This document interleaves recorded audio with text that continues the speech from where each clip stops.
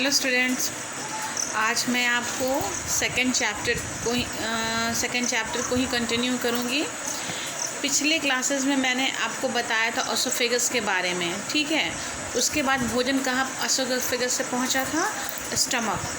Stomach जो है it is a thick walled muscular bag. वो एक क्या है? मस्कुलर बैग है, जो कि अंदर उसके मस्कुलर बैग के चारों तरफ अंदर की ओर लाइनिंग होती है, पतली सी दीवार होती है जिसमें बहुत डाइजेस्टिव ग्लैंड्स प्रेजेंट होते हैं। ये डाइजेस्टिव ग्लैंड जो होते हैं 3 इम्पॉर्टेंट सिक्रीशन करते हैं, 3 तरह के केमिकल्स को रिलीज़ करते हैं। पहला क्या है? Hydrochloric acid. दूसरा क्या है? डाइजेस्टिव जूस यानी पेप्सिन। और तीसरा क्या है? म्यूकस। हाइड्रोक्लोरिक एसिड क्या करता है? It kills the bacteria. जो भी हम भोजन लेते हैं, भोजन में प्रेजेंट बैक्टीरिया जो भी प्रेजेंट होता है उसको वो मारता है। लेकिन जैसे ही ये मारता है, भोजन के साथ मिलने के कारण भोजन भी हमारा एसिडिक हो जाता है।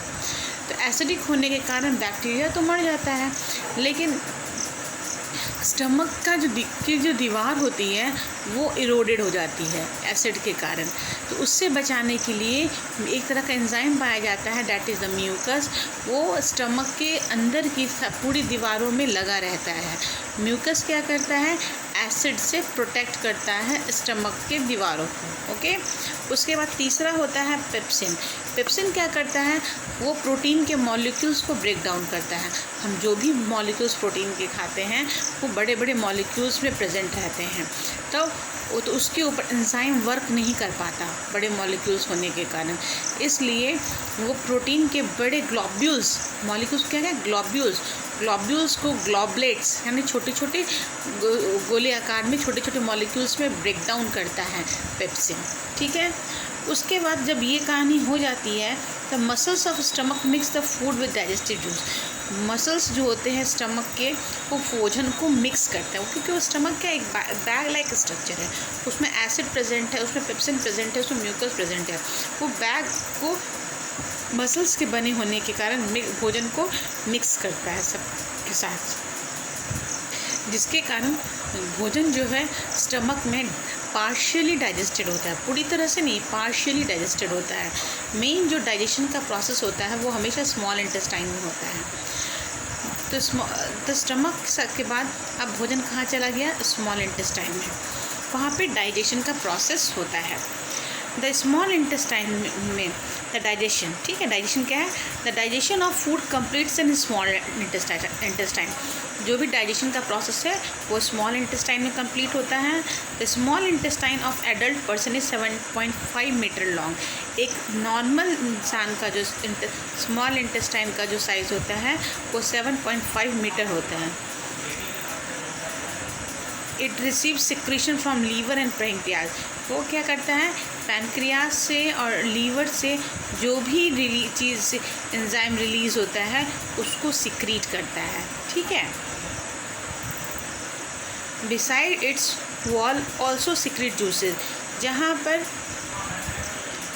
लीवर और पैंक्रियाज से सिक्रीशन रिलीज़ होता है, वहीं पे स्मॉल इंटेस्टाइन के वॉल से भी सिक्रीशन होता है, जूसेस का रिलीज़ होता है। हमारा जो लीवर होता है वो रेडिश ब्राउन कलर का होता है, और ये हमारे शरीर का लार्जेस्ट ग्लैंड है, ठीक है। ये प्रेजेंट कहाँ होता है? राइट एब्डोमेन, हमारे पेट के राइट साइड में, ऊपर साइड में प्रेजेंट होता है। लीवर हमेशा बाइल जूस रिलीज़ करता है। क्या जूस करता है? इट सिक्रीट्स बाइल जूस, जो कि गॉल ब्लैडर में स्टोर होता है। जैसे जैसे उसको रिक्वायरमेंट होता है गॉल ब्लैडर के हिसाब से वो सिक्रीट किया जाता है। Fats are more difficult to digest than protein and carbohydrate. This is because they are not soluble in water. Bile helps to break down fats into tiny droplets that can be further diet. Fat जो हमारे भोजन में present होता है वो in comparison to protein, in comparison to carbohydrate digest नहीं हो पाता। तो ये जो लीवर बाइल जूस रिलीज़ करता है, बाइल जूस फैट को तोड़ता है, कि फैट को छोटे छोटे ड्रॉपलेट्स में, या ठीक है, ड्रॉपलेट्स, पानी की बूंदें होती हैं ड्रॉप, उससे भी छोटे ड्रॉपलेट्स में तोड़ देता है, ठीक है। लीवर का काम क्या है? It break down the fat molecules into the droplets. उसके बाद है पैनक्रियाज।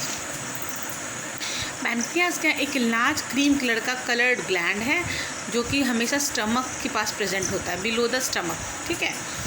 और ये पैनक्रियाज क्या रिलीज़ करता है? Pancreatic juice. पैनक्रियाज से क्या होता है?